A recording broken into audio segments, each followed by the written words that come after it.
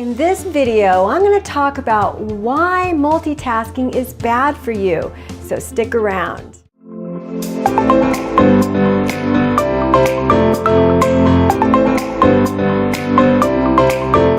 Welcome to another episode of Fearless and Power Tube.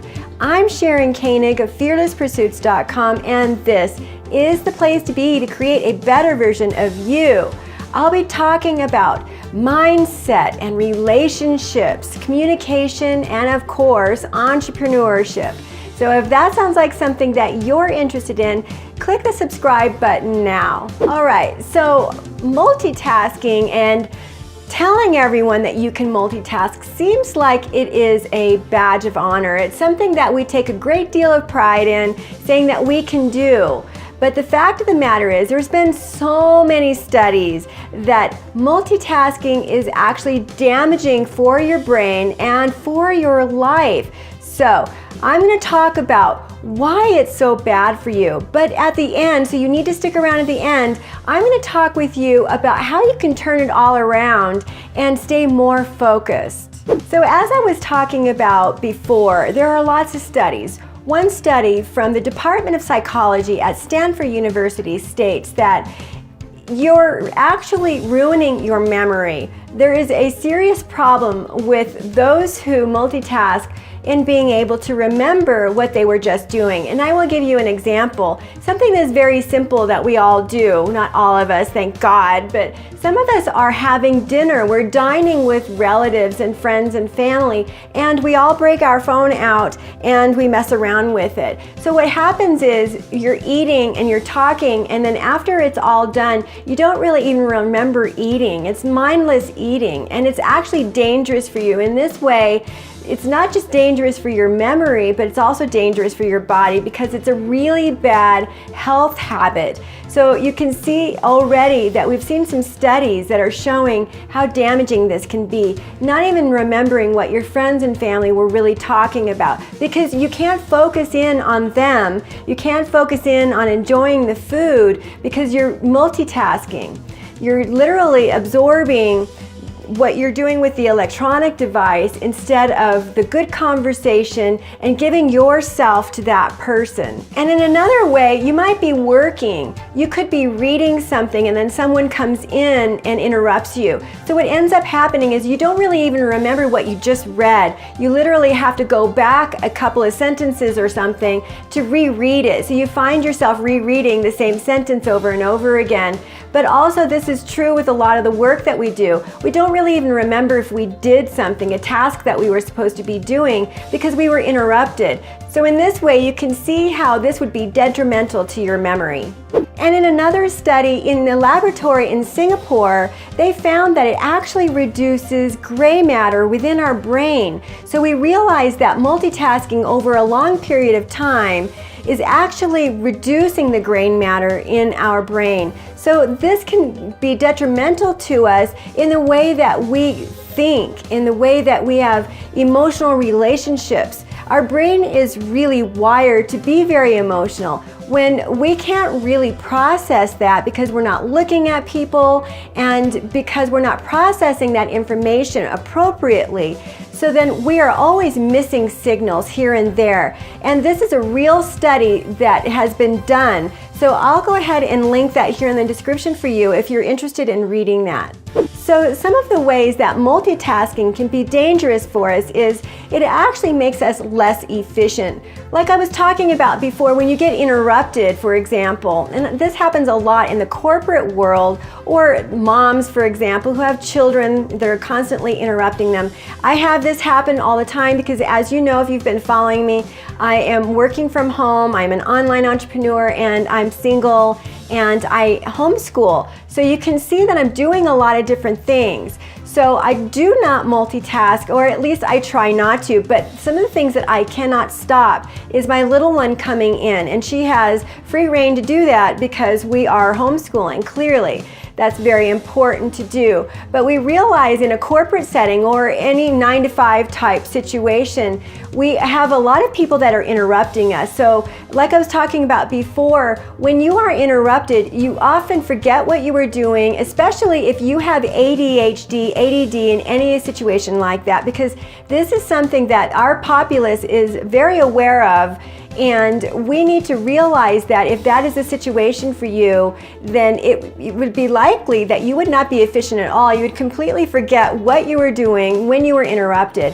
But if you were, so to speak, normal and you were interrupted, you would still forget what you were actually doing, and it would take you time to get back on track. So in an environment where you're actually working for someone or you have a deadline, you realize that you are not going to be as efficient as you would like to be, all because you are multitasking. As I was talking about in my own personal situation, I am doing a lot of different things, not in any one given time, but throughout the day, I am juggling a lot of balls. And a lot of people are as well. So I was talking about studies before, and there was actually a study that was done about lowering IQ. So with women and men, for example, men have a more difficult time multitasking than women. And maybe it was our maker who made it that way. We know that women have to multitask cooking something on the stove and holding that baby, right? And having conversations and carrying on with the baby and trying to entertain the baby. So this is something that has been going on forever, and this is one of the reasons why women are better apt to multitask than men are. So this particular study that talked about men having a lower IQ when they were taking the IQ test, it actually reduced them to an 8-year-old, which is really quite embarrassing when you think about it. These are creatures on our planet today that need to be single focused. They need to have one single focus so that they can be optimal with whatever it is that they're doing. And I can think back about my ex-husband, for example, who was brilliant, really is a very brilliant man. We could be having a conversation in the car, and just a conversation and driving, he would always miss his turn. So this is something that we see as a little quirk that we just laugh about, but it's quite serious when we're talking about things that are really on the line. For example, your deadlines and meeting any sort of thing that we need that can reach our financial goals, for example, and family. You totally lose track of time and you don't even realize what it is that you're supposed to be doing. So this is a problem for men in particular. It's a problem for all of us humans across the board. So we need to make sure that if we want to come across as intelligent, if you are writing that email to a client or an email to your boss or writing some blog post or something, you want to make sure that you have completely taken away all of the distractions and told everybody that could possibly interrupt you that you are doing something and you need to stay single focused for a time so that you can come across as intelligent. So I know I talked about how it makes you inefficient, but it just slows you down so much that you lose so much time in your life. And you could have more time in your life. What would you do with it? You know, that's a really important question. And we really would love to have more time in our day, right? But when we realize that when we're multitasking, we're not doing the job very well at all. It just really slows us down. So this is a real problem for us. And one of the big problems that is really very scary is learning that multitasking can actually damage us permanently. And it causes us to lose our attention span. And you can see this today with how much we use social media, for example. We always have our phone. When you're in a waiting room, you see everybody on their phone, and no one really does any one thing. When we're talking to other people, we're sometimes on the phone with them and having conversation with someone. We're watching TV, listening to music. I remember when I was a kid, we would listen to the radio, back when we used to listen to the radio, and we'd watch TV at the same time and have a friend over and talk, literally doing 3 things all at the same time. So this isn't a new problem that social media brought. This is something that we just simply do. We think that we can do more things. We want more stimulation in our life. But the problem is that it makes us less mindful, less aware, and it's so damaging for us. And we just want to have our attention span grow, and so that we can grow. And one of my pet peeves about multitasking is that it makes others in the room or other people in our relationships feel insignificant. Why is it such a big pet peeve for me? Well, it's because it was done to me for decades and decades.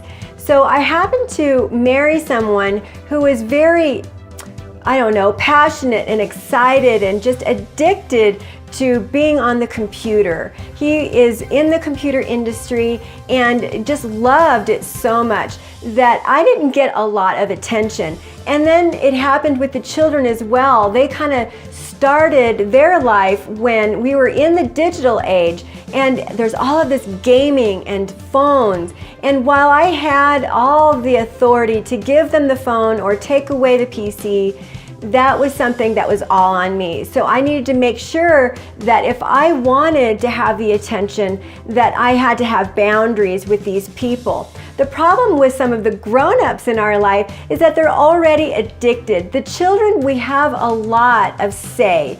We as adults, we as parents can really help our young people not become so addicted to it, because now we know how damaging it is to their little brains.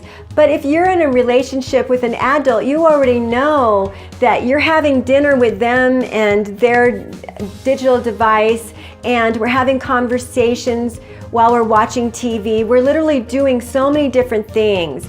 And it's actually illegal to be on the phone while you're driving. You can see this distraction that is overflowing into our personal life that is very damaging. We have to stop this. We have to practice more mindful behaviors, because there's a lot of relationships that are at stake here. And to imagine that when I realized that I was being neglected and it was causing me to lose my self-esteem, to lose my confidence, there was a period of time in my life where I simply felt like I didn't matter, and it ultimately led to a divorce. And this is a problem that we don't see can equate to something that drastic. But the bottom line is that if we are not practicing giving ourselves and all of our attention 100% of the way, it's going to make that other person feel like they don't matter. Now that you are aware of this information, you don't want to do that. So let's practice being more mindful, 100% focused on the relationships that matter. Now, I understand that it is something that is very difficult for us to stop multitasking. What we have found through some of the studies is that it's actually addictive. So this is a real serious problem, but what this addiction can actually lead to is overwhelm and stress. We are all overwhelmed and stressed because we are doing so many things, and we just have to stop. We're seeing that we're not healthy as we would want to be. So this is something that comes from doing too many things, from not being mindful, from not being aware of what's really important. So you can see again this overflow of thinking that we can get more done to our personal life and now our own health, realizing that multitasking is causing a multitude of problems, not just in your work, making you look like you're not efficient, making you look like you're not very smart, and causing all of these problems in your personal relationship to self-esteem problems. It is actually causing us to feel overwhelmed and stressed on top of it all. So I hope you understand that multitasking never, in no way, is going to be healthy for you. It's not going to help you reach your goals. It's not going to help you be more productive. Now I would like to share with you how you can turn it all around. So we're going to think about the total opposite of multitasking. So one of the things that you want to do is do your creative work first. We realize that we are fresh in the morning. We've got our list of things that we have to do, and you should do those things that are at the highest priority first, because we realize that those interruptions are going to happen.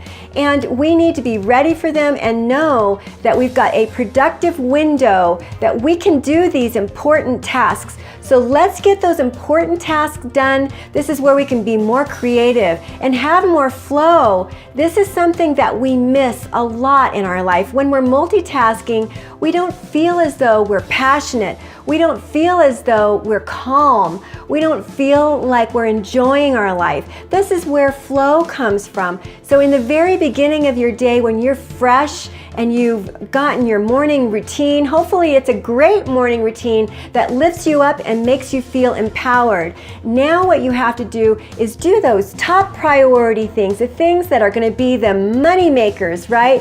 The things that are going to make the difference for you, the things that are going to be the most creative that you enjoy so that you can have more flow. So what we need to do is we need to allocate our time better, right? We need to use timers. We need to think about how long a task will take and allow a little extra time, because this way it'll help relieve that stress. It'll help us feel as though we're not quite as overwhelmed with all the tasks that we have to do. So you can see that if you allocated maybe 15 minutes to do something and then you padded it with another 15 minutes, you would get that task done and you would feel very relaxed and peaceful while you were doing it. So using a timer like I was talking about before would be very helpful for you so that you can focus on one thing. So another thing that you should be practicing, and this is something I was talking about before, is that how damaging multitasking can be permanently. Well, you can actually practice taking the damage out of your life, taking the damage away from your brain by taking just 5 minutes a day doing monotasks. Just close your door and set your timer and tell everybody in the house or in your office that you want to do this project. You want to do something for just 5 minutes and no interruptions for just 5 minutes. And I know it's difficult to think that you could do anything in 5 minutes, but even if it's just something as simple as reading a chapter of a book and just checking your email without any interruptions at all, or doing an email, writing a blog post for just 5 minutes. This is a practice that we need to incorporate in our life so that we can be more mindful and so that we can be more relaxed and feel better about moving on to the next task. And finally, one of the best things that you can do is to listen to some sort of background music without lyrics, of course. We don't want to overwhelm your mind. But Baroque music or nature sounds is something that will help to relax you and put you in a calm state and a very mindful state while you're focusing. This is something that is very helpful if you really want to hone in and focus on one single task. I hope you enjoyed this video, and if you did, give it a thumbs up. I hope you got a lot of good value out of it. And if you enjoyed watching this video and want to watch more videos all about winning at life, I upload videos on Monday, Wednesday, and Friday. So be sure to hit that subscribe button now and hit the bell too so that you know when I'll be releasing those videos, you'll get notified. Thanks so much for watching. This is Sharon Koenig. I'm out.